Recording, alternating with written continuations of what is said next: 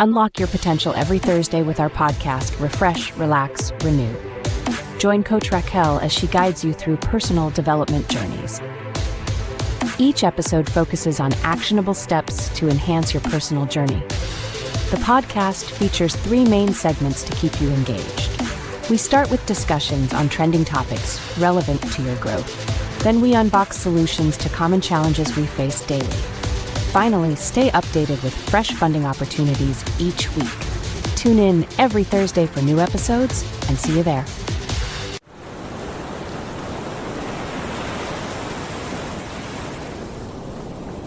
Hi, welcome.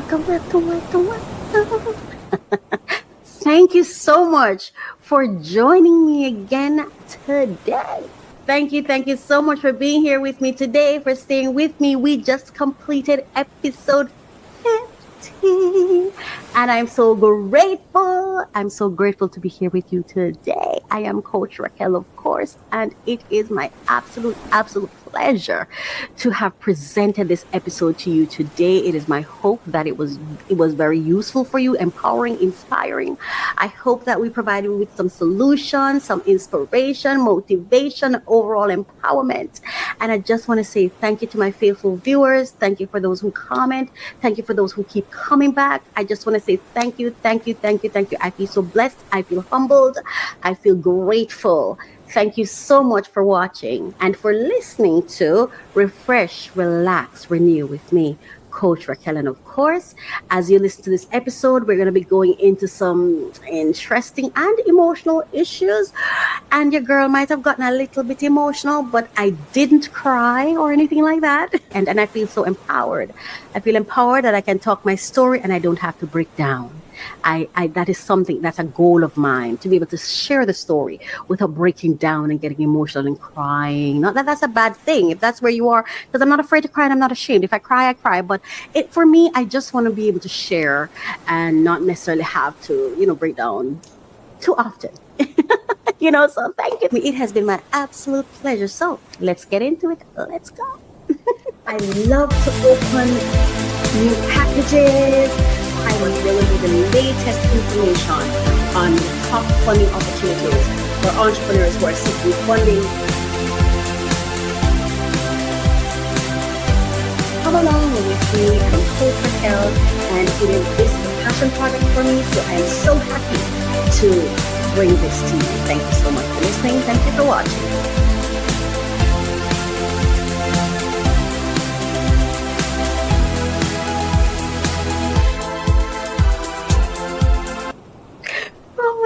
Such beautiful music. Hello, beautiful people. How are you doing today?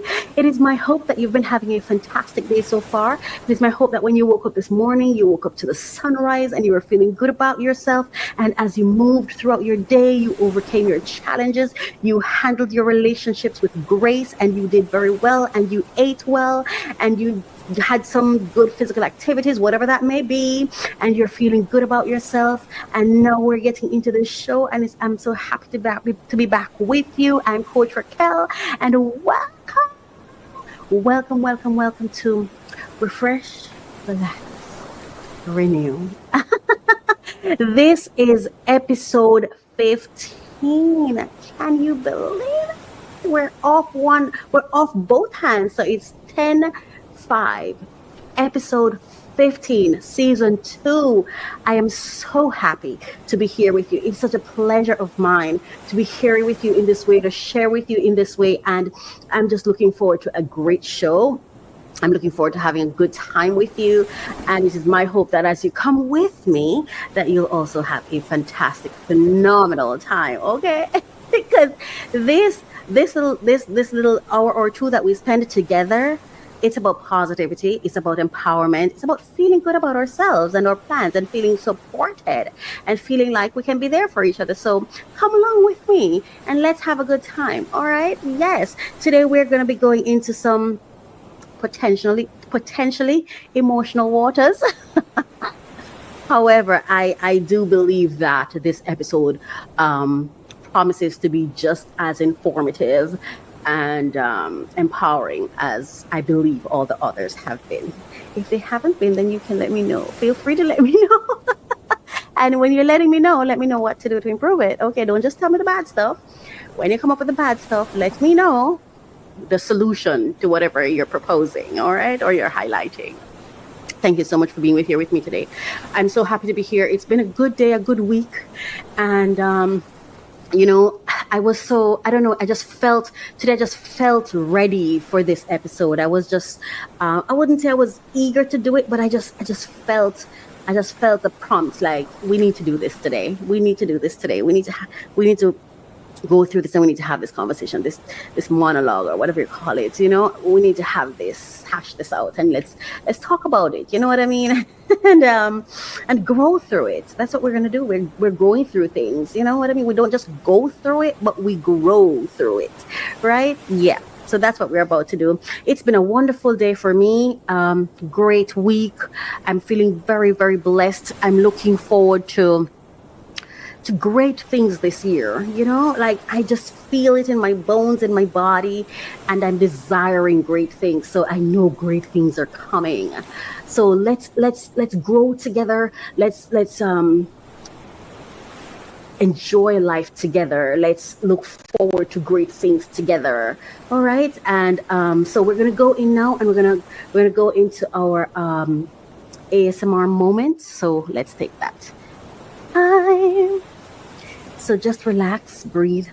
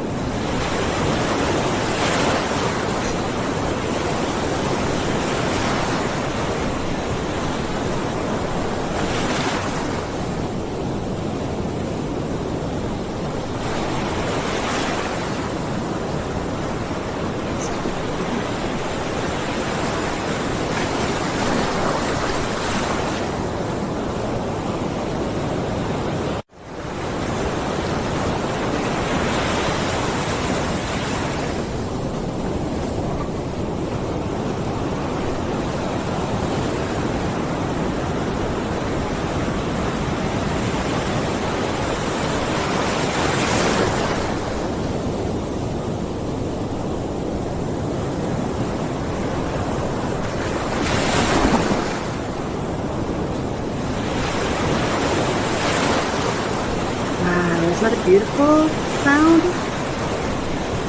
Look at the view. The ocean is gorgeous.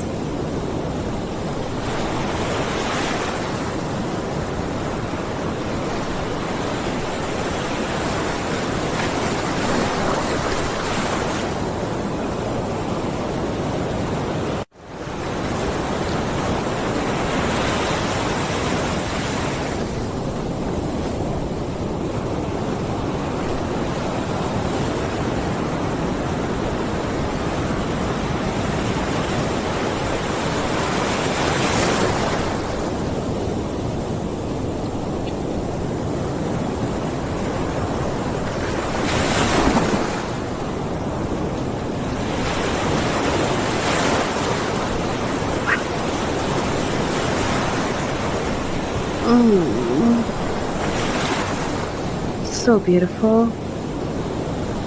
Wow, I hope you enjoyed that moment, our ASMR moment. I hope you enjoyed it.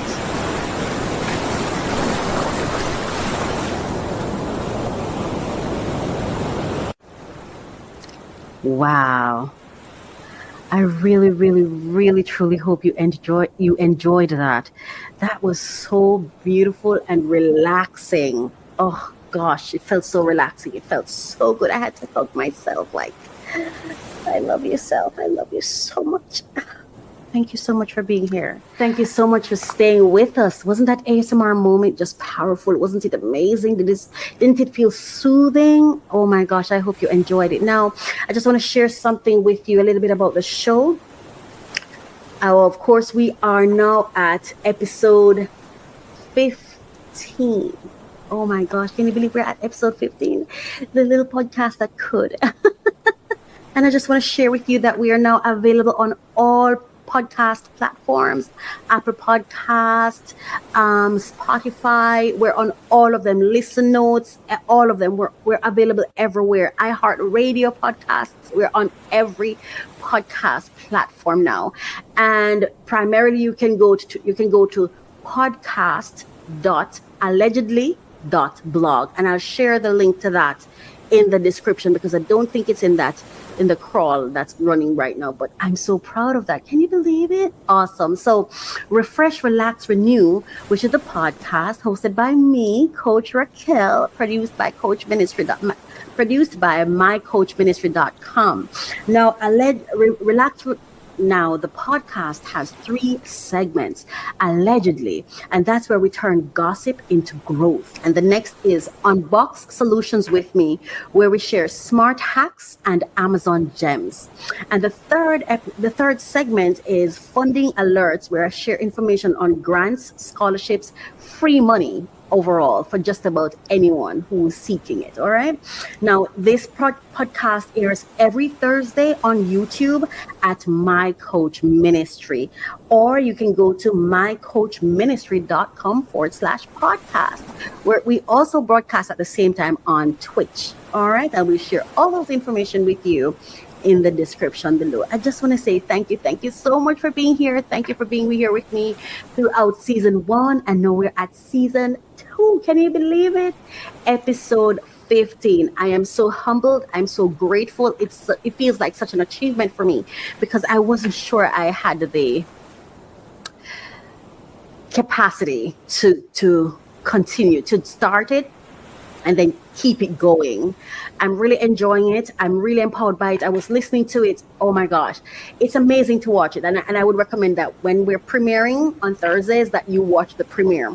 But after that, to just listen to it, to just really get the lessons and the empowering messages to soak in.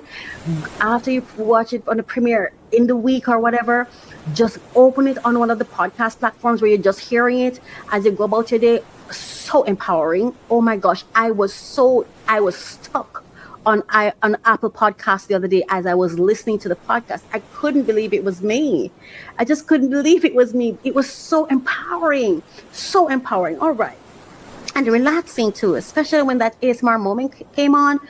It was just what I needed. And what I really, really love when I listen to my podcast is the different features. I feel like it's a potpourri of inspiration. That's how I feel like. It's just different things, so I don't get bored, especially when I'm listening to the audio. It was really, really lovely, really lovely. So, and of course, I'm going to be sharing with you one of my prayers from this book. That's Prayers by Racquel Reese, aka Coach Racquel. So that's me. I am Racquel. So and this book is on Amazon for anyone who would like to have a copy. So we're going to be reading this one today. Okay, and it's called Overcomer's Prayer. And this prayer is on page 32. All right. So let's go through it. Overcomer's Prayer. Lord, please give me the strength to survive it. Grant me the wisdom to learn from it. Empower me with the will to leave it behind. Equip me with the courage to forgive the cause of it. Inspire me with the knowledge to deal with it. Teach me the patience to go through it. Guide my feet away from it. Let me know my ability to cope with it. Redirect my mind to never entertain it. Strengthen my heart to heal from it. Bestow on me the faith to overcome it. Hallelujah. Speak to me so I can't attend to it. Guide my consciousness so I won't repeat it. Change my thoughts so I cannot be victimized by it. Amen. Glory. That was a beautiful prayer and a very, very empowering prayer. Very empowering prayer. I hope you enjoyed it. I hope it helped you. Even more than that, I hope it helped you, because if you're going through anything, no matter what you're going through today, just remember that you can get past it. You can get over it. You can deal with it. Just talk to your source. Talk to the God of your understanding. Talk to the God of your life and ask for help. Seek help. Seek help. Okay? All right. Thank you so much for staying with us so far. Now it's time for us to go to our next segment, allegedly. All right.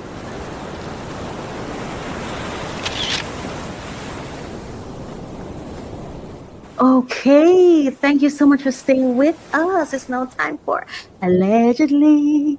Allegedly. Oh my goodness.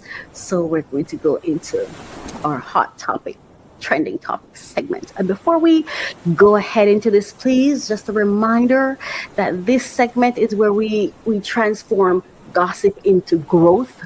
This is where we delve into other people's stories with respect and with thought and consideration and positivity. And we do not criticize. At least that's not what we're aiming to do. And we do not disempower. We do not marginalize, and we do not ostracize. We empower. And as we go into their stories, the goal is to go into their stories, listen to what the story is about, allow it to inspire us to do our self-work, to work on self, so that we can experience breakthroughs. That's the goal here. So we're not here to criticize or to tear anyone down or to, call them monsters and think. That's not what we're here for. All right. So thank you for staying with me and coming along with me. And we're now going to go into, but before, let me just read the copyright disclaimer under Section 107 of the Copyright Act 1976. Allowance is made for fair use for purposes such as criticism, comment, news reporting, teaching, scholarship, and research. Fair use is a use permitted by copyright statute that might otherwise be infringing. The intention here is to use it for the things listed. So we're going to go into, today we're going to be talking about, we're going to be going into the two interviews by two of our popular black men, Kirk Franklin and Quentin Latham, who goes by the name Funky Dineva. And I hope, Funky Dineva, that I pronounced your name properly. And if I did not, please forgive me. But I hope I did. I think that's what I heard you say, Quentin Latham. So Quentin Latham. So, all right. Yeah, Funky Dineva. And Funky Dineva is a podcaster. He's a YouTuber. And he's someone that I listen from time to time because I find him to be very authentic. And that's what I really, really like with him. And not just authentic, but I feel like when he speaks on stories, I feel like not only does he bring out the real, sometimes he has some real wisdom, to me, that he shares in those stories. And I feel like with him, he has this heart for his people. I feel like he has a heart for his people. I mean, sometimes he goes overboard because one day he said, they should just go under the jail or just die or whatever. And I could see the frustration on him when he said that. He was just frustrated, and like a lot of persons were, based on the coverage and how the whole case was handled or mishandled, in my opinion. But other than that, he's somebody worth listening to every now and again. Everything in moderation. And then we have Kirk Franklin, of course, who is an artist, a gospel recording artist who's been very successful. A lot of us have listened to him and prayed and worshipped and all of that, so because he's a gospel artist, if I didn't say that before. And so these are the two men whose stories we're going to be listening to today, or their thoughts on today's what is happening in our world today. So we're going to go into that right now. All right.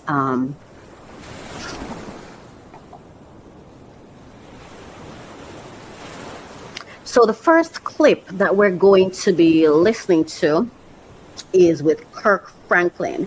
And this is compliment of Cam Newton's Funky Friday podcast. I like Cam Newton, Cam Newton, I mean, I don't know that you'd ever hear this, but when I squint and I look at you, I feel proud. Nobody's perfect. And I don't know your family life.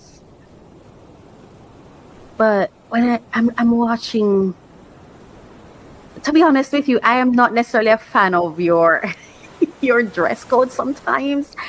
And, I don't know why. I just feel like I don't need to see a man's legs and stuff like that. I don't know why. I just feel like a man showing off his legs, and the way you sit sometimes, I feel like, but you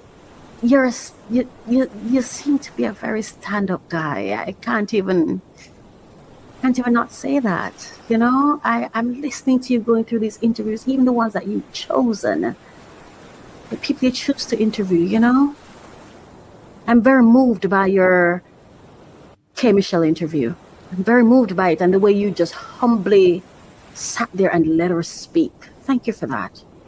Thank you for that. And no, yeah, so I was just, yeah. So I just want to credit him for this interview that we're going to react to right now. All right? So let's go. Told the story before. Look at that. Oh my God. No, let me say this, okay? Before the waterworks come, I'm going to do everything I can to not get emotional, because I really don't want to get emotional on this particular this program. I made a commitment to myself that we're not getting emotional on this program. That's not what this program is for. But we're touching sometimes on some close to home topics, okay? Some close to home topics. So please bear with me. Bear with me, all right? Thank you. Let's do this together. I tell the story for the first time in my life. Mm-hmm. This is why I stopped talking to my biological mother. So he's about to tell us why he stopped talking with his biological mother. And I've had mother issues. I still have mother issues, and my mother is no longer here. I've grown to love her, and I still have mother issues. Like, I feel sometimes like all my problems connect back to my mother. Here it is. 32 years old, my sister gets out of prison, and I'm the only one trying to help her. And she needs a lot of help. Where's she going to stay? What's she going to do? Because again, she has been in prison with this institutionalized drugs, all these different things. I found a ministry that I paid these two ladies to just kind of mother her and nurture her. And she stayed in their house with a few other ladies and young girls that were kind of going through the same thing. And my sister was still struggling with drugs and, her body and use for drugs and all these different things. And it was more than a 32-year-old boy could handle. Correct. And so I say to Monica, I'm so sorry. Let me just note to this, right? I chopped the interview up based on the parts I want to talk about. So please know that this is not how it flowed. This is not how the interview flowed. Just for credibility, I just want to share that. We need to, and to the ladies my sister's living with, we need to find a way to get people together to help my sister. Right. So we reached out. I had somebody it was either Monica, somebody reached out to my biological mother, Deborah, Sandra, and then they have another sister named Dee Dee. And we needed to do an intervention to help Sawana. Because again, this is not my daughter. Sawana's not my daughter. Right. She's my sister. Sawana has a real mama living. And so we met up all together at the house that Monica was, that Sawana's daughter, Monica, was living in. And when we all met up, everybody showed up, but my biological mother, she showed up with her new husband. Nobody had ever known this man. Nobody knew who this man was. She shows up with her new husband. So we're trying to do this intervention. And it's not going well because my biological mother has always had a temper. And the way she was communicating with my sister was not compassionate, was not healing. And it was a struggle for me to watch the way she was handling my sister. It was very difficult. But I could see she was trying. I just, it was like, I remember as a child, the times that I would be around my biological mother, she was a firecracker. I'm a firecracker. Correct. I got that too. And so the way that it was going okay. It wasn't going the way that I pictured in my mind, like the Hallmark card. You know what I mean? You know what I'm saying? I had in my mind the kumbaya. You're Kirk Franklin. I just want to pause right there and say something.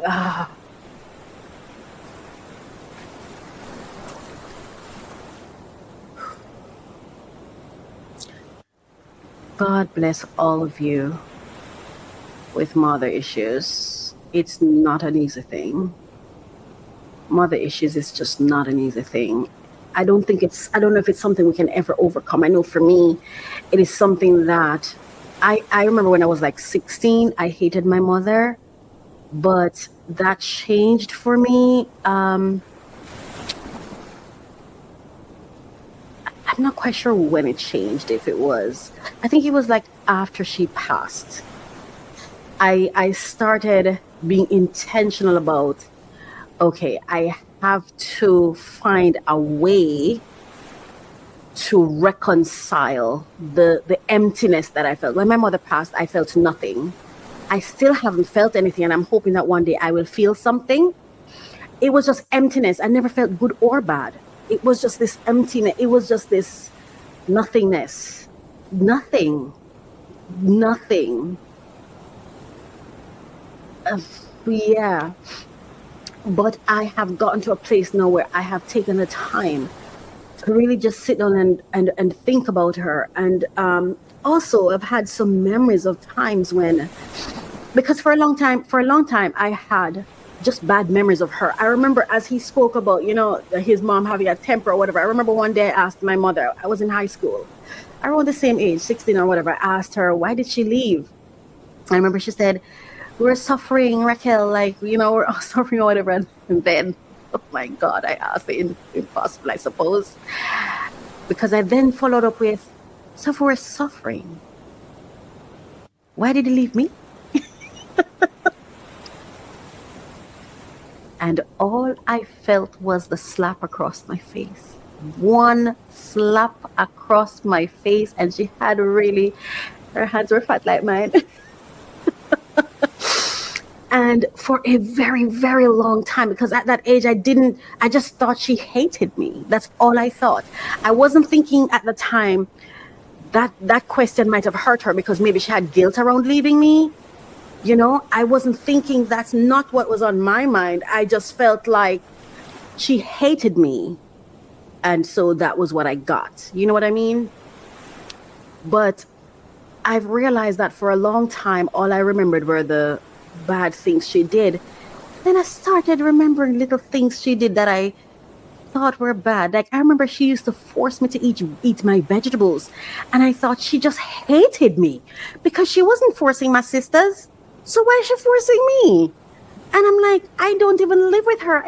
I come here to spend some time or whatever. And it's just, she bringing me into the kitchen to teach me to cook rice. And as a teenager, I just didn't understand it. But I look back now and I realize, one, I had anemia. I don't know any of my other siblings had it. So I realized the reason she kept pressuring me, because I remember at school, I was fainting all the time. And they found out it was anemia that I had. So that is the reason she kept telling me to eat that's the reason she kept forcing me to eat vegetables. So that actually was an act of love, kindness. You know what I mean? But I misinterpreted it. And there were other things that she did. I remember one day, my mother, the person I was dating at the time and I were driving through this parish, and one of my sisters said to me, that's the parish my mother is in. And I'm like, yeah, where? Because I hadn't seen her for years. And she told me where, and we drove up there just to say hello. And when I went to say hello to her, and she came out and was like, oh my gosh, Racquel, whatever. Looking back, in the moment, I had a very different interpretation, but looking back with a greater awareness of myself and everything, I feared my mother, right? And even though I went to see her, I wasn't expecting anything good to come out of it. And I remember she came out, and looking back at it, she was happy to see me. She did something that, and I was in my early 30s, either late 20s, early 30s, right? And my mother took my hand. I hated her for this. But when I look back at it, I'm like, girl, this was her way of showing love to you. She took my hand. It was my right hand. And she dragged me. She lived in this horseshoe community, right? Where it's like you go down and come back up, cul-de-sac. That lady, God bless her heart, she took my right arm and this, let me tell you, in the experience I had at the time, not looking back, she grabbed my hand and she dragged me to every single house, and she knocked, knock, knock, knock. Hey, so and so and so, this is my daughter. She works at da, da, da, da, da. And she went to the next house and she did the same thing to me. In that moment, she was dragging me all around the place. She didn't like me, and so she's doing this to me. And she took me.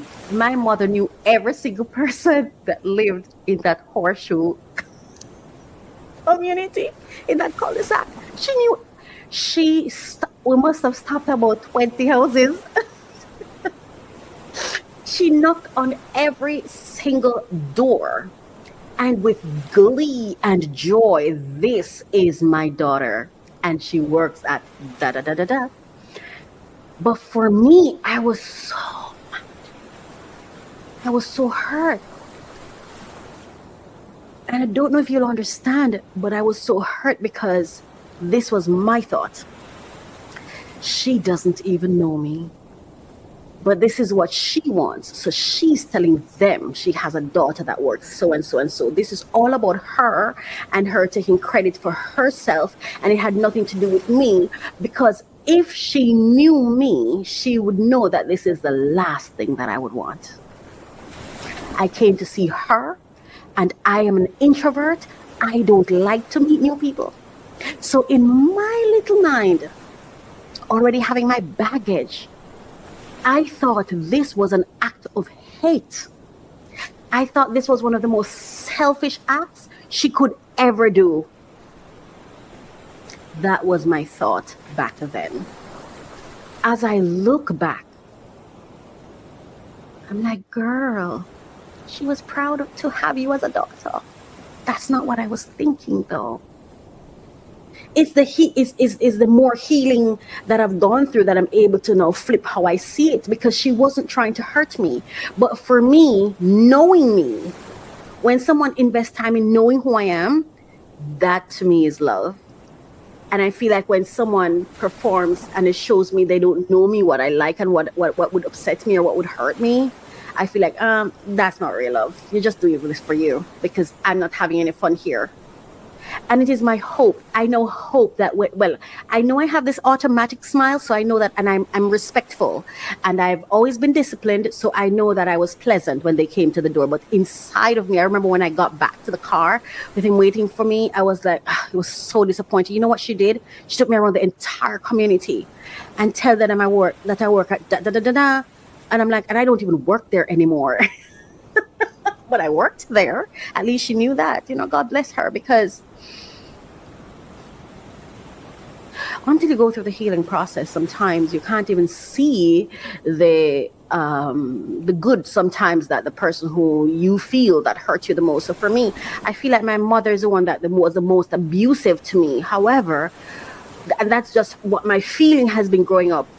But I have grown to realize that nobody has really been abusing me. Everyone was just doing their best. Everyone was just doing their best because our parents, they didn't get to come here, leave, and come back. They're doing this run for the first time, just like I am. You know what I mean? So anyway, I just wanted to share that with you as he, was talking about his mother. Well, my sister and myself, as it ended before we're about to leave, we all... Sorry, I want to say one more thing. Oh my God, there's so many experiences that now I value so much, and it has nothing to do with death. It was because I got to a place of healing, and I could then look at it in a different way. I remember once I was sick. I was living in a different parish, and my sisters, they came and they got me and they took me to the hospital. And then I was staying at my sister's home, and I was like blacked out. I was like sleeping on the sofa, whatever. And when I woke up, like, my mother was there. And she said something, and this is my memory. I'm not remembering I don't have the same memory as my sisters do. I don't know if this is what they recall, but this is what I recalled waking up. It's like she said something to the effect of, you know how long I was waiting for this? I wanted this to happen. And I got up and I got dressed and I left. I didn't hear the ending of what she was saying fully. But looking back, when I look back now with more compassion in my heart for her. I get what she was saying, She was saying I was waiting for this opportunity. And I was told that she was with me in the hospital the whole time. As I look back, what she was trying to say was, I was just waiting for something like this to happen, for us to come together. She wanted that opportunity. But for me, when I looked into my mother's face, all I saw was anger. It's not necessarily that anger was there. It's what I saw. It's just what I saw. Anyway, when I look back, there are so many instances when that woman tried to show me that even though she couldn't love me the way I wanted her to love me, that there was love in her heart for me. There's so many ways when I look at it now. And this is, again, please, has nothing to do with death, nothing at all. Because as I say about the death thing, I have no feeling. If she was here and alive right now, I don't think my response would have been any different, because I was in fear of her. So I still wouldn't even have gone back with this, because, yeah. So I'm just saying, though, I've gotten to appreciate and to at least balance things out. You know what I mean? Anyway, let's continue. All three hugged. We all three hugged, because mind you, we hadn't been around each other in years. When we started hugging, it was either Sandra or Dee Dee. I think it was Sandra. One of them said, oh, this is, I could hear one of them say, this is so beautiful. This is the way family should be. This is the way y'all need to be doing. Y'all need to be, and then I said, hey guys, this is not about us. This is about Sawana. Mm-hmm. This moment is about Sawana. We need to focus on Sawana. Right. After I said that, Deborah's new husband in the corner, he yells, what you need to do is call your mama sometime. I said, sir, I don't know who you are, but she's the mother, I'm the child. He says, yeah, but you call yourself a Christian. I retched up and made my way over. I was giving go, and it turned into a whole mess. And my mother did something that crushed my heart. She grabbed his hand and said, come on, baby, let's go. Wow. Some of you may have listened to me, what I said earlier, and be thinking, how could she not have seen that? How could she not know it was because she was proud of her as she was walking around? You see, he talked about the fantasy, right? What I was hoping for from my mother was the grandest hug. This huge hug. I love you so much. I'm sorry for everything. I just adore you, and I'm so happy to see you. That's what I was hoping for. That's what I wanted. So imagine me wanting her extra time. I wanted when she see me that she sees nothing and no one else. And I got the opposite. She showed me off to everyone else. So looking back, it may look as if, how come she didn't get it? I'm the child and she's the mother. I'm also doing this lap for the first time. This life is my life experiences. This is the first time for me too, just as it is for her. So it really is in having gone through some degree of healing that I look back and I'm like, let me see from her, try to see from her perspective, because it's a lot of fog to look through. There was a lot of abuse that that as a child I interpreted or perceived coming my way, even if it was not intentional. It felt abusive, it felt unkind. I was dead scared of my mother, and when my mother was around, I just wanted to use the toilet. My stomach was turning. I used to be like, sit up, you're strong, you're gonna do, like, I just felt like I'm gonna die. Whenever my mother came around, I felt like I'm about to die. But she was experiencing something different too. And for me, I felt like the one thing I wanted from my mother was public. I wanted her to take my hand. And I think that's probably what she did. I wanted her to take my hand, go out in the world and say, this is my daughter. Because I felt like she disowned me. Well, I don't feel like she did. You know, she used to tell us to go to the back. Don't stay at the front. She didn't want it. To me, it seemed as if she didn't want people to know how many kids she had. But isn't that what she kind of did when she took me around the entire community to say, this is my daughter? You know, like, this is my daughter, Racquel.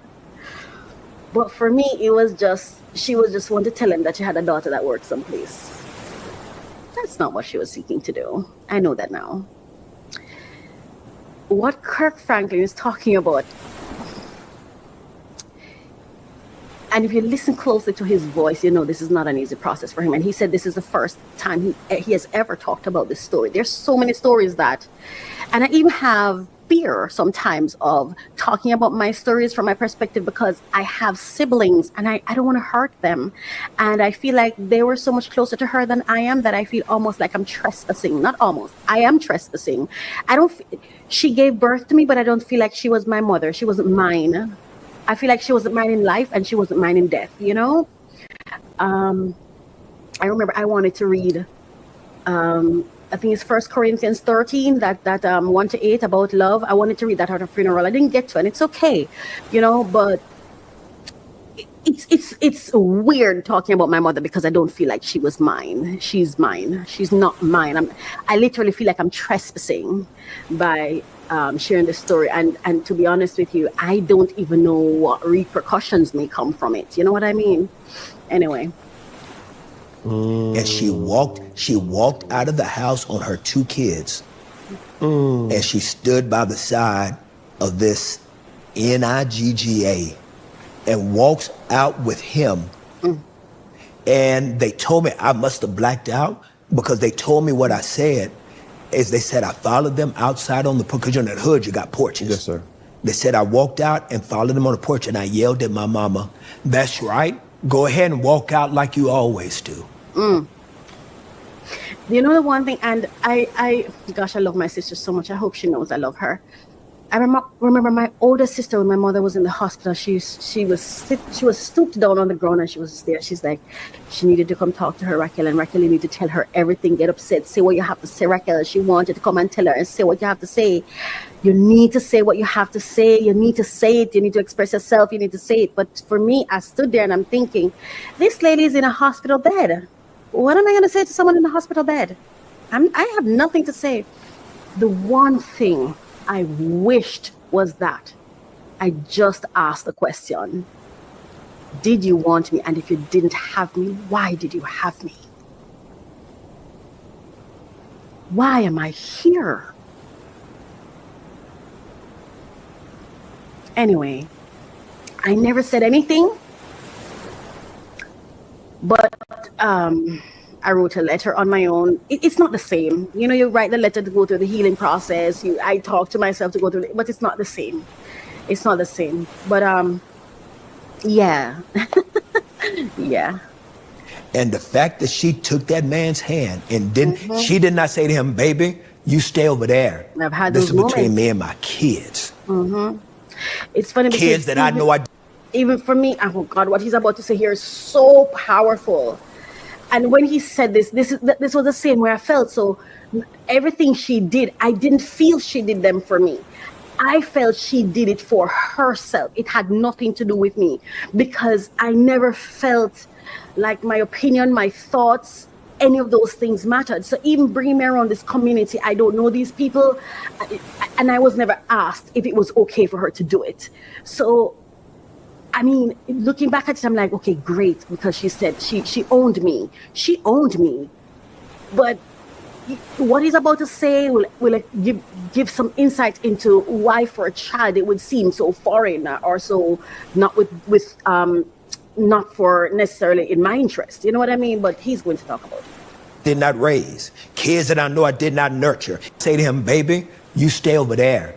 This is between me and my kids." That's what he was hoping for her to say. Kids that I know I did not raise. Kids that I know I did not nurture. Kids that I know I did not protect. Kids that I know that I did not provide for. Kids that I know that I did not defend. Kids that I did not love. Kids that did not have their mama. You stand over there and let me deal with my kids. See, that's what I'm talking about. So to take me and show me off, for me, I was a kid of all those things. I wasn't loved and nurtured, so why would I ever think this was about me? So She did not deal with her kids.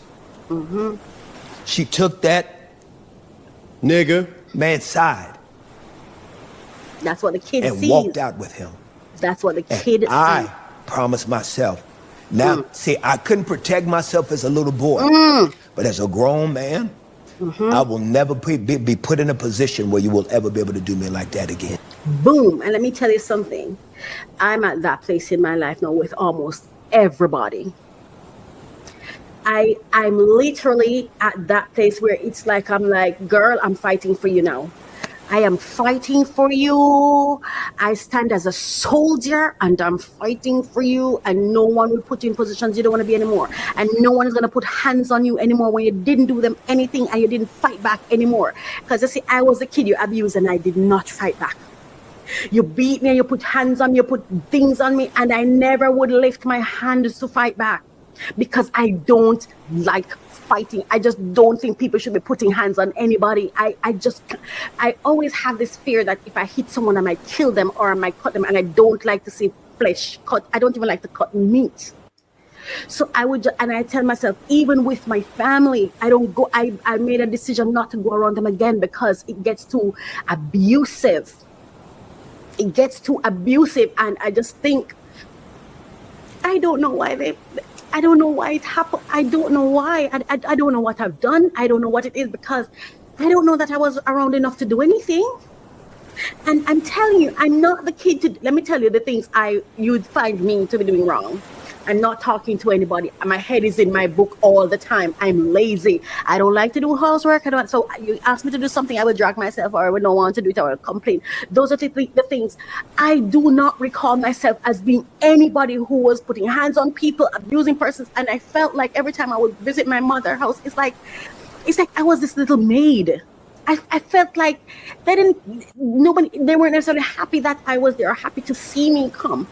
It was just, okay, do this now, do this now, do this now. It was just work. It was just this constant. And even when it's not my duty to do stuff, and I felt like my other sisters, like I was a Cinderella or something. That's just how I felt. It was just how I interpreted what was happening.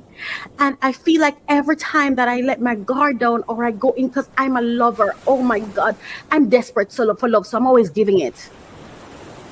Because I wanted my mother's love so badly that when I love someone, I'm all in. I'm all in. I don't know how to go halfway. I am all in, right? And when you're all in and then you find that they didn't even want you here, they don't even like you. You were just a pass-through. You were just something that you were just something that they were being polite to tolerate, or you know what I mean? It's hard. It's really, really hard. And I made a promise to myself, just like he said, I'm never letting this happen to me again. So you know what? I stay home with myself. I don't even take chances going on the road. I go there when I have to. I'm very intentional now. I'm intentional with people because I will not allow myself to be abused anymore. And I promise you this today, if someone put hands on me again, God help them, because I love her. I've gotten to know her so much, and I love her now so much, and I'm prepared to kill for her because I've had it up to here. I am done having people abuse me. I am done. Those days are expired. You're not putting hands on me anymore. And so I stay away from people I love, because I feel like people who say they love you only take from you. It's like you become a pastime to them. So I don't know that I don't even know what love is. What is that? Because every time I've ever heard it, the people who say they love you are the persons who misuse you and abuse you at times. You know what I mean? So I had a client the other day I was dealing with, right? And I did something that she really, really loved, and she was so happy. You know, something that she was trying to achieve and she didn't get it. And she came back to me because she was a client before and she left. She ended the project, and and then she said, and let me tell you something, today I want to let her go. Tomorrow I want to let her go. And the only reason I'm serving this client is because she won't let me let her go. She said the words that ain't nobody needs to say to me, because you're not going to, I'm just not going to keep you around if you say it. She said, I love you. And I said, I really don't do the L word, but thank you. And she said, what? Why? But you're such a nice person. I said, I'm at work. This is work. And I don't like the L word. And I remember she went on to say something, and I just said to myself, I said, Racquel, go along. So when I came off that call after I said, Racquel, let it go ahead, I was so mad at myself. I said, girl, you're supposed to be standing up for yourself. You failed. You quivered. You failed. You let her carry on with something you didn't want. How many times am I supposed to tell you? You're no longer supposed to take what you don't want. And I became so mad at myself. And then I went back into the, okay, recommitment again. We're not going to let this happen again. Because, you see, I feel like I'm the kind of person who allows myself to be abused. I have been that kind of person. Not by thought, but that's how I've been growing up and everything, because I just wanted to be wanted, be accepted, so I wouldn't fight back. What I would do is run away, disappear. I wouldn't fight back. I would just take myself away. But now I'm determined to stand and fight for myself, and then I let myself down. That's how I felt like I let myself down. And so because of that, I know I'm fighting to, Racquel, don't try to disappear. And she's like, no, I want to work with you. God told me to work with you. And I do want to support her, and I do want to help her. And I'm really passionate about what she's doing. But I told her, no more of that L word stuff. This is business, because I feel sometimes too that people put those emotional things in there to blind you so they can get what they want out of you, because now you're thrown off. No, this is business. Let's keep it business. Let us both be in full awareness so that we can both advocate for ourselves. How about that? That's the best gift you can give me. The best gift you can give me is clarity, respect, and fairness. That's the best gift you can give me. I don't want love. Give me respect, give me clarity, give me fairness. Yes? Anyway, yeah. And so for 23 years, I did not see or speak to my biological mother. So when this happened last year, and after all that I've gone through, and to still get these denials, I'm not good, but I'm good. That's exactly You where can't I'm at. give them everything to break. Ooh. You bruised, but you ain't broke. Yes, sir. Can't But you give will them be if you everything give them to break. everything to break. Hallelujah. This is why I now say, if I love you, I leave you alone. I haven't seen my siblings in a long time, and I'm not looking. One day I posted on Facebook when I faced it. I posted and I say, I'm staring down the barrel of regret, but it's gonna have to be, because I can't change it. I know I will live with the regret of not having done well enough to be able to be in the space of my siblings and I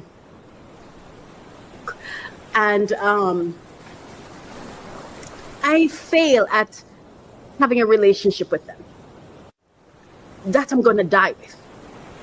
I regret it, but I know I can't mend it. I can't fix it, because I cannot again present myself to be broken again. The little that I have left is for me. I can't risk it. I can't risk it. You know?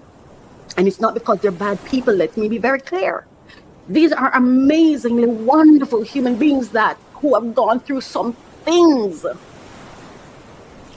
But I feel like our parents, why do I keep saying feeling? It's not a feeling. The facts are our parents did not do the kind of job that would have cultivated love for each other within us, or for us to have good relationships. I really don't know why is it, because I don't see it happening to anybody else. But I feel like whenever I'm around, people are putting hands on me. I just don't understand it. Somebody's always mad at me. I mean, I think I was a spoiled child, but I mean, unless someone has some misconceptions around how I was raised, they don't know the facts. because I was bouncing from home to home. I never had it any better. I just took what lemons I had. And I determined I was 8 years old when I made a commitment to myself. I said, Racquel, I was scared in the hut I was staying up on top of this hill. That's another story I'll tell another time. I was dead scared in the night by myself, and it was dark, and I kept hearing sounds outside, and I was so scared. I said, get up and go outside, face it. And I went out there and I faced it, and I draw this air cross. I was so scared. I said, okay, they said Jesus died on the cross. How can you use the cross, Racquel? You've got to use the cross. 8 years old. And I remember I said, okay, you have to use the cross. It's only the cross can help you right now. And I thought, okay, then draw the cross. And then on one side, put what do you have? And on the other side, what don't you have? And I remember saying darkness, birds. And I remember I said the birds was entertainment. I don't remember the rest of the things that I did. And I made a promise to myself, oh, they're standing in the dark by myself late in the night. And I said, you have to take care of you. You have to take care of you. And I made a commitment to go to school, pass my exam, get a job, and rent a 1-bedroom, get a dresser and a what was it? A dresser and a chest of drawer and a bed. That was the dream. And I was going to work to BBC to be able to do that. That was it. I was bound it was just, I grew up in an informal foster care system. Or as an informal foster care child, living here, there, and everywhere, and just not feeling wanted, valued, seen, accepted. Nobody wanted to know me. I was just this kid that they felt like she was always so dirty. I was just somebody who everybody thought, nobody asked me anything. I loved being with my dad. I did. As scared as it was, as absent as he was. I think he stayed absent to protect me from himself. Again, none other story. But I've come to this resolve. And so for anyone who has to interact with me, especially in an intimate way, that's where I'm at. And for me to accept anybody love me, they have to prove it. It's not words, it's pure actions. What interest do you take in me? Because I think a lot of times when people say they love you, it's the idea of you and the benefits of you and what they experience with you. Because half the time they don't know anything about you. They're not invested in what you do. They don't take time to learn. If you love me, you should know every single topic for every single podcast. You're supposed to listen to every podcast. You're supposed to like, share, comment. You're supposed to pour into me. You're supposed to know my comments. You should know what spaces I'm in, what I'm feeling, what I'm posting, what I'm sharing. You should take interest in learning what's going on with me without me having to tell it. And the same is required of me, which is why for me, I am taking my time because I know that I have to invest in whoever it is I take in. You know what I mean? But listen, I'm in soldier mode for this girl. I'm her security guard right now. Yes. Mm-hmm. You got to be very careful how you careful. treat people because people still matter. Ooh. So let's still acknowledge the Black Queen and her ability to create life on this planet.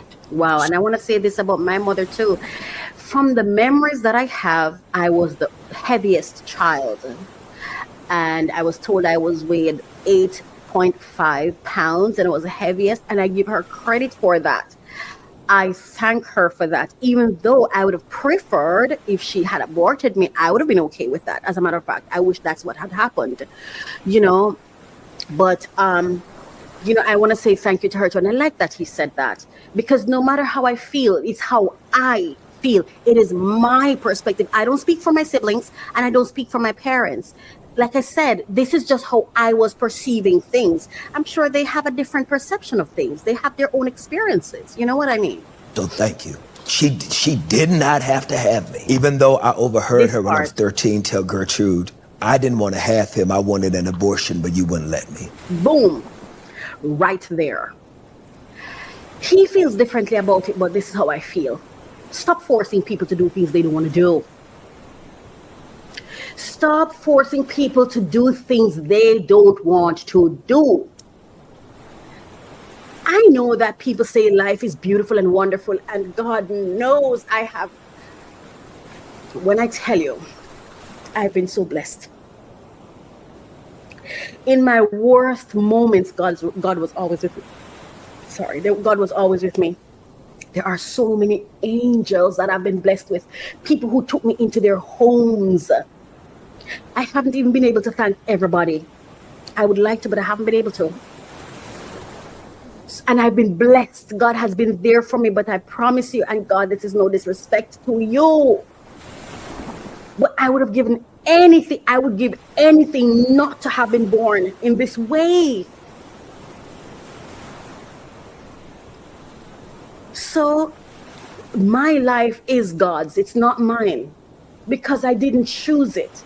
And it is my hope that it's fulfilling whatever his desires were and that he gets something out of it, because this is not how I would have wanted my life to go if I were to choose. I would want to have a family. I would want to have love in my life.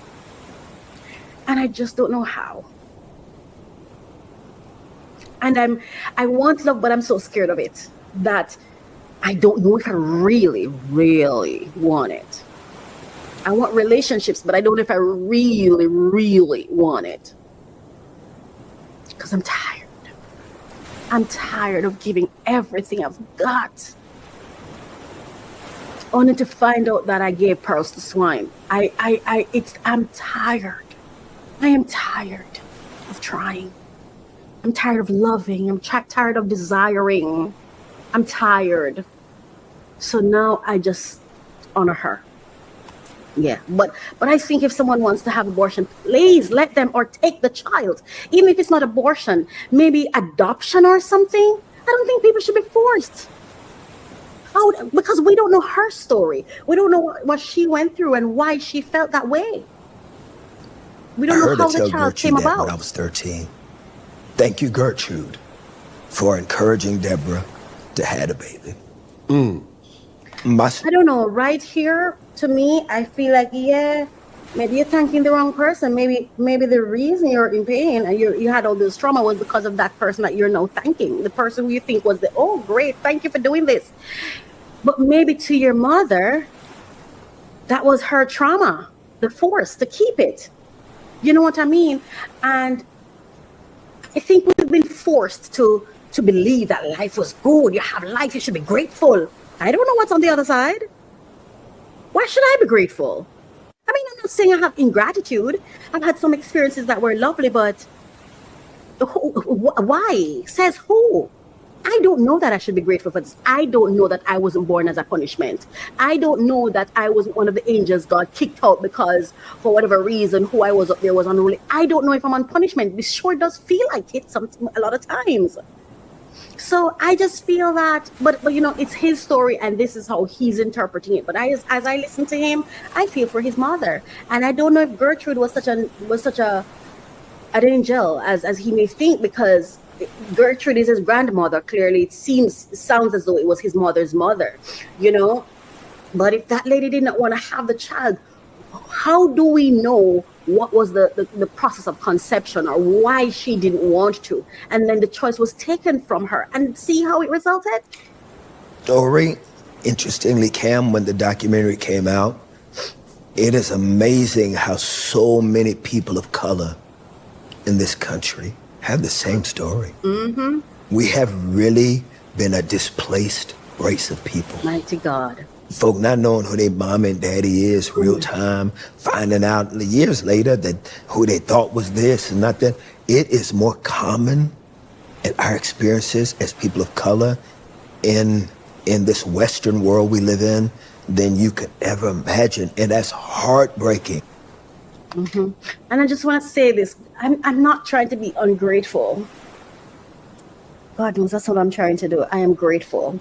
I'm humbled and I'm grateful. This is just not how, if I wanted to create people, I would want to do it. And I'm not saying God is wrong or anything. I'm saying I don't understand it. And I'm grateful for all the blessings I've had, because I can just imagine it could be worse. There are people who are having it worse. And I've had it worse too. I've had some terrible, terrible, terrible times as a kid.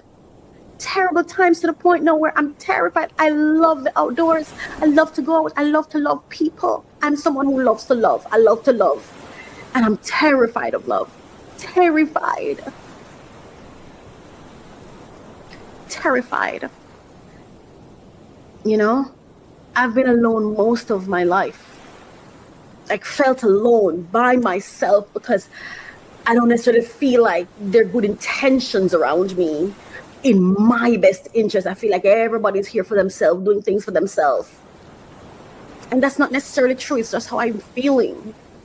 And so I feel like I just can't go through, I don't want to go through those pains anymore. The betrayals, the disappointments, it's just a lot, you know? But I'm still grateful.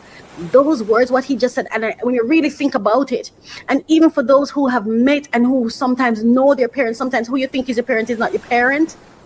Sometimes the one who is a parent is broken and does not have capacity to truly love you. I was looking at this, and I don't have it. I was looking at this thing from Paris Hilton the other day, her wedding picture. And I sat and I looked at it and I had a conversation with myself. And I said to myself, isn't it interesting that this quote unquote softness that Paris was displaying, this is the expectations they have of us. You should be mannerable and disciplined, and you should be soft. Here it is. You should be soft. You should be this. You should be that. I wasn't given affection as a child. So how are you expecting affections of me? You're expecting me to show up and I love God and I should not shout. I should not yell. I shouldn't be a whore. I shouldn't be all these things when what were the examples? What were the seeds that were planted in me to produce that? It's like you're giving me, you want me to fulfill this fairy tale that I never lived. I never lived it. But you're wanting it out of me. What is that? Anyway, let's go, because this, you know, I don't even know if I'm going to go to the other story, but here it is. I just want you to see the picture of it. The picture of perfection that I feel like this is what they want from us. This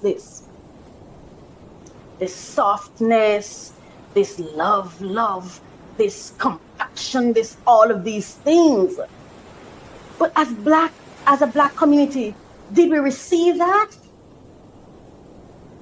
Where are we supposed to get it from to give it? You know? Let me continue and see if I can go through this one because time. I've started embracing actually when I get it wrong.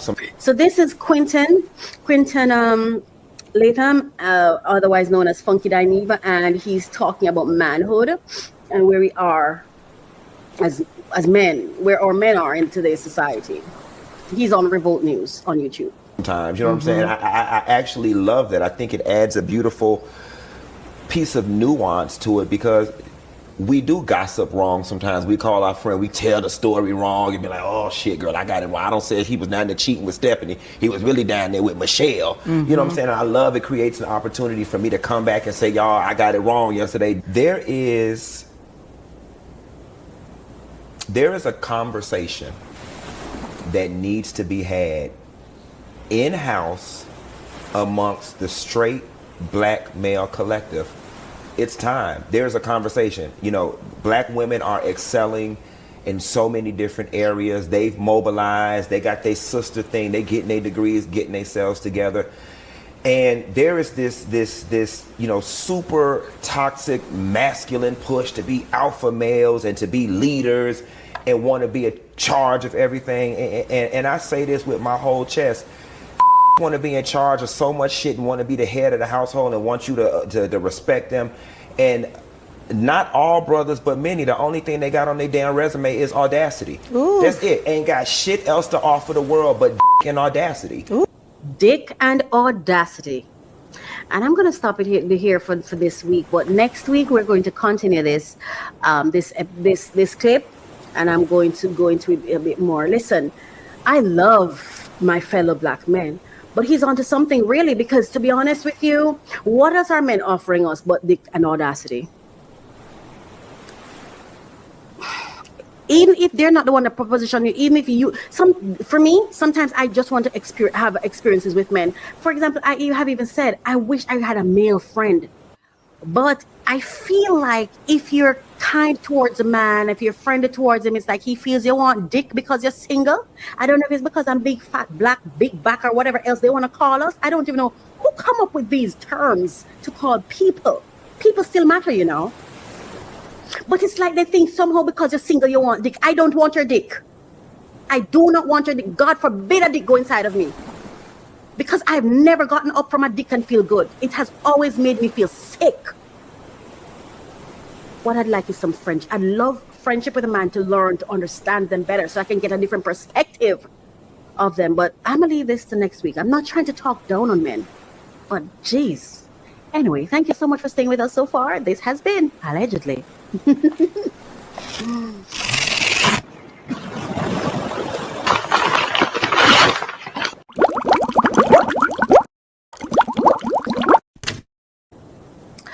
All right, it's now time for unboxing. So this is me unboxing my grocery. I'm in the kitchen, and this I purchased at Price Mart. Loud.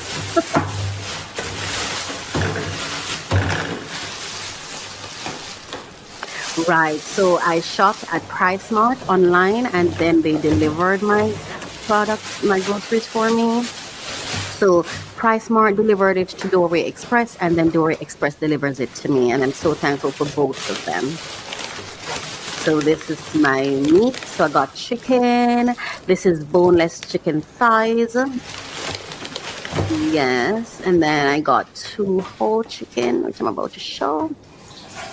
And that's some toothpaste, baking soda and peroxide. That's my favorite Colgate toothpaste to use. I still have my No BS that I use, and I have, what's that one called? Neem. I use Neem as well. Yeah. So that's the boneless chicken thighs. This is chicken leg and thigh, leg quarter. And then these are the 2 whole chicken. Yeah, and I'm gonna pack those away into the refrigerator.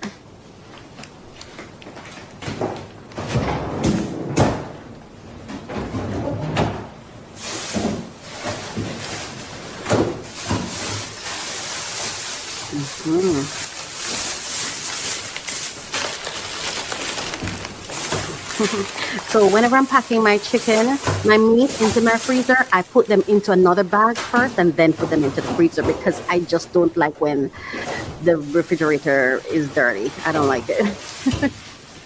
OCD. Yeah.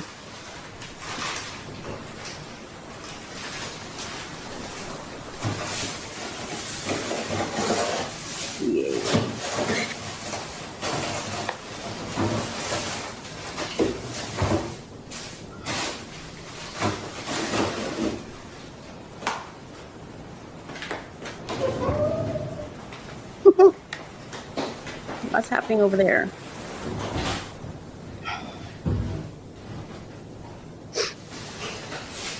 I love unboxing. I love unpacking. I love unveiling. I just like to, do that kind of thing. Right. More bags.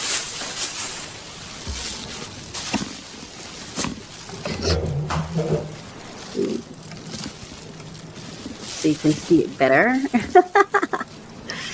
Yeah.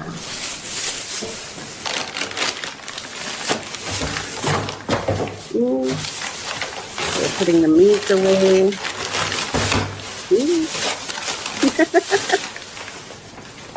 Yes, girl. Do your thing. Do your thing. Do your thing.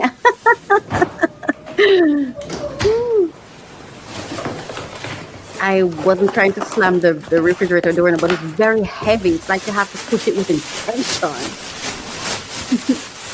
Garbage, as you can see, I always pack my garbage away as I go along. Again, OCD. I don't like when I'm done. I have a lot more work to do. I'm like, why? Yes. So I put away the garbage as I go along.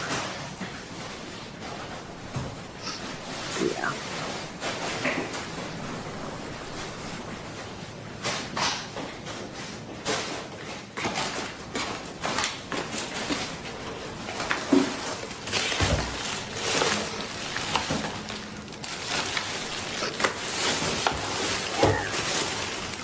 So that is scallion, spring onions, tomatoes. I think that was butter that I just put down. No, that's the butter. So what was it that I put down? Oh, the other one I think is the blueberries that I just put down, but we'll see it. That's butter. Yeah. The other bag. All right, that is Cheetos, garlic, some onions, red onions, tuna. I don't remember I had tuna here. Yeah, it's tuna. I did my shopping, I think it was on Friday. Was it Friday? Today is Monday. I think on the 3rd of July. That was when I got my shopping, and that's garlic naan, and the other thing was rice, Thai rice, and that's ranch dressing, creamy. Yeah, and that is avocado oil. Yes. Oh yeah.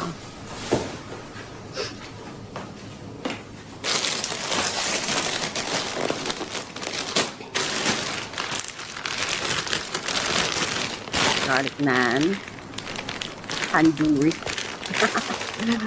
It is so delicious. I had it for dinner today. I had the naan with jerk chicken and some homemade coleslaw. Oh, delicious.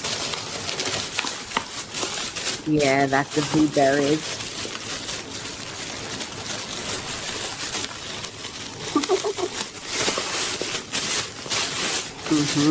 Very fresh and delicious.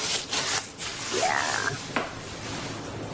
And I only buy seeded fruits. Ranch dressing, tuna, as I said before, onion. So pretty much you've seen everything. So let's just scroll down a little bit.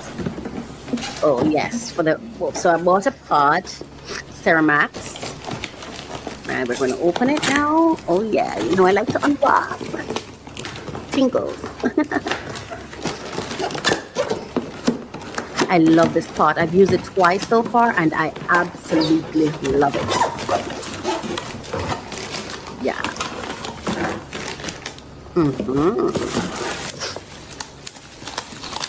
So of course that's a steamer for like the vegetables. Really, really like this pot. It's very handy, right size. When I was purchasing it, I wanted something that was not more than 3/4 quarts. Perfect. Yeah, this is the only pot I've used so far. Since I've purchased it, is the only pot I've used so far to cook for the entire time. Wonderful. So that is it. Pretty much done. So this is just me showing you. Hold on.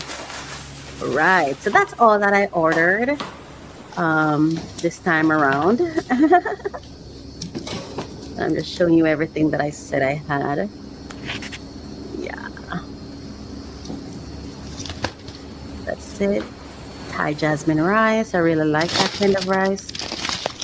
I don't like the one with the and papaya. I got papaya as well. I don't like the jasmine rice with the scented one. I don't like that one. Harpic and some air freshener. Yeah, the ranch. And I had some, all of that. The butter. Yeah, that's it. So that's what I got me today. That's what I got me today for groceries. Now, I want to share with you the tip for today. So here's our tip for today. So when unboxing, inspect before you invade. Look with your eyes before you touch with your hands. Why? Counterfeit products, tampered seals, and shady substitutions are real in the era of mass fulfillment and drop shipping. Do this. Check for resealing. Check for resealing. Torn tape, double labels, odd smells. And I did all of that when I was doing it. Number 2, verify labels and logos. Counterfeiters often get sloppy. Snap a quick photo or video before opening for proof in case you need to report an issue. So that's our tip for today's unboxing. Thank you so much for sticking with me, for staying this long. Now, let's go to our final segment. Are you an entrepreneur or business owner looking for ways to increase the business cash flow? Well, you're at the right place. Go grab your pen and paper, then let's begin. Bear in mind, conditions apply. All grants have specific deadlines. For more information, please visit our website at www.mycoachministry.com.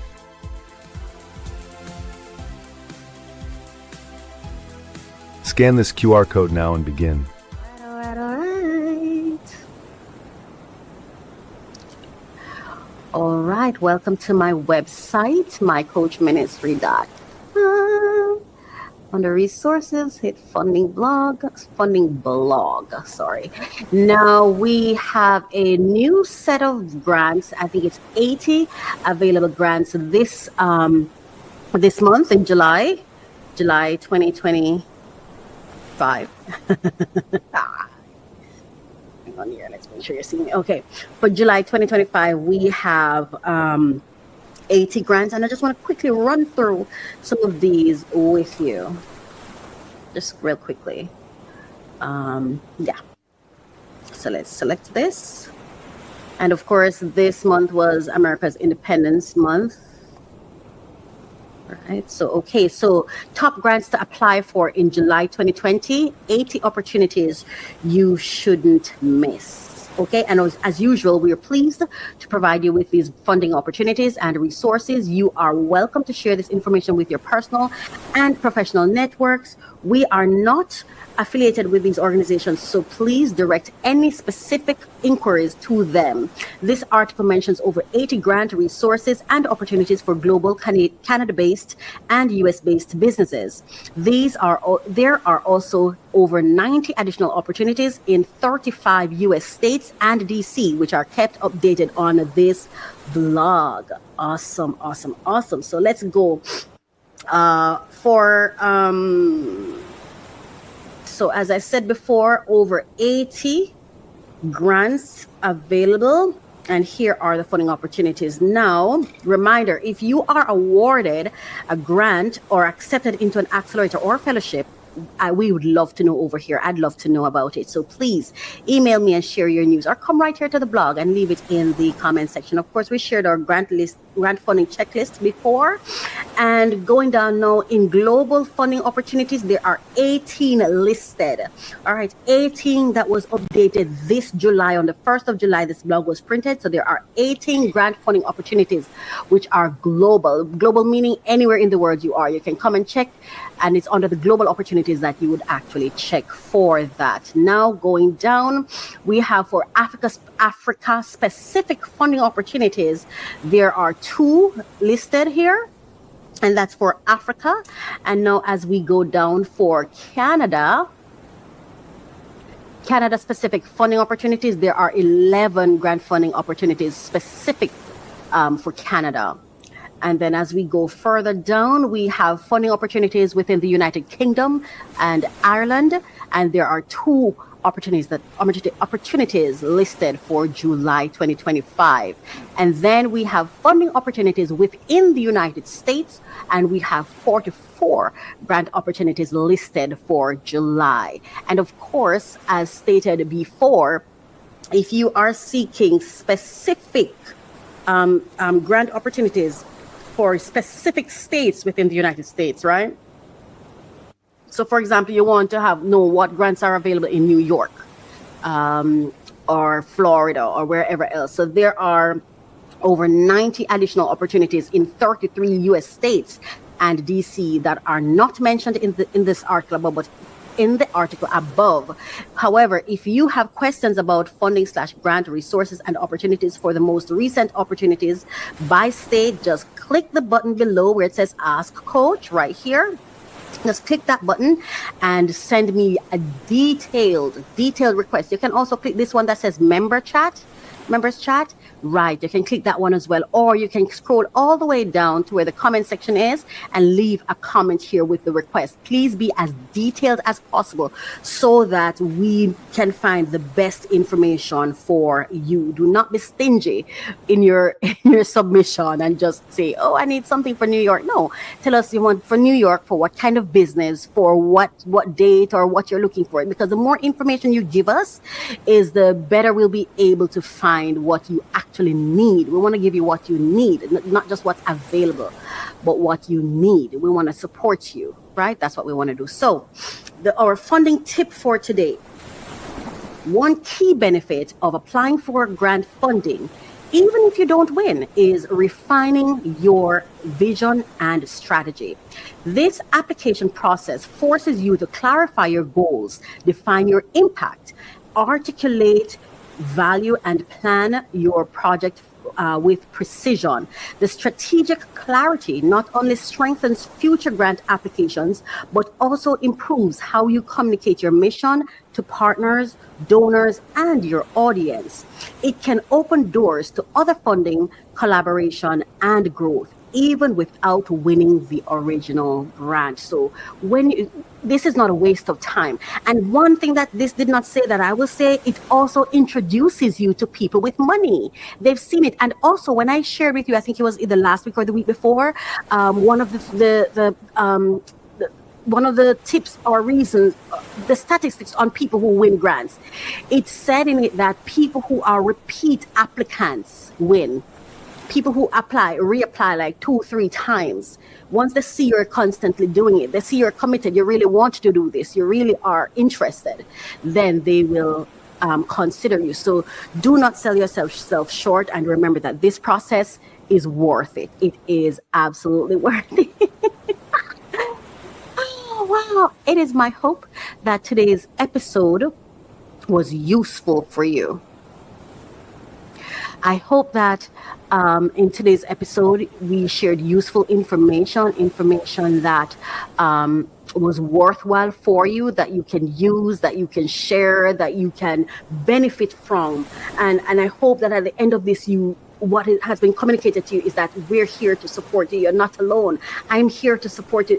That's what I want to do. So in the comment section, share how we can support you through this program. Share what information that you would have needed, but I probably didn't share it this time around.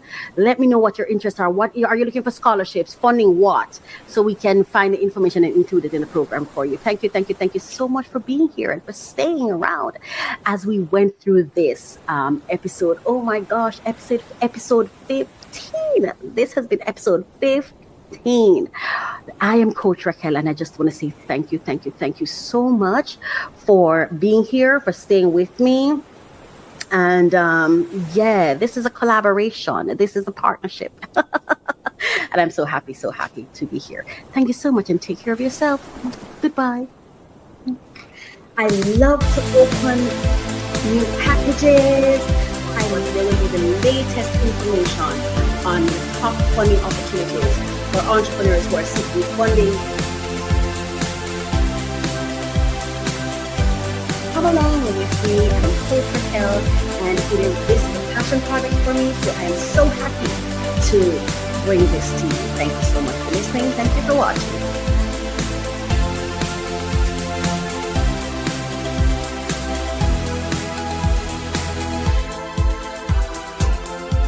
Unlock your potential every Thursday with our podcast, Refresh, Relax, Renew. Join Coach Racquel as she guides you through personal development journeys. Each episode focuses on actionable steps to enhance your personal journey. The podcast features 3 main segments to keep you engaged. We start with discussions on trending topics relevant to your growth. Then we unbox solutions to common challenges we face daily. Finally, stay updated with fresh funding opportunities each week. Tune in every Thursday for new episodes, and see you there.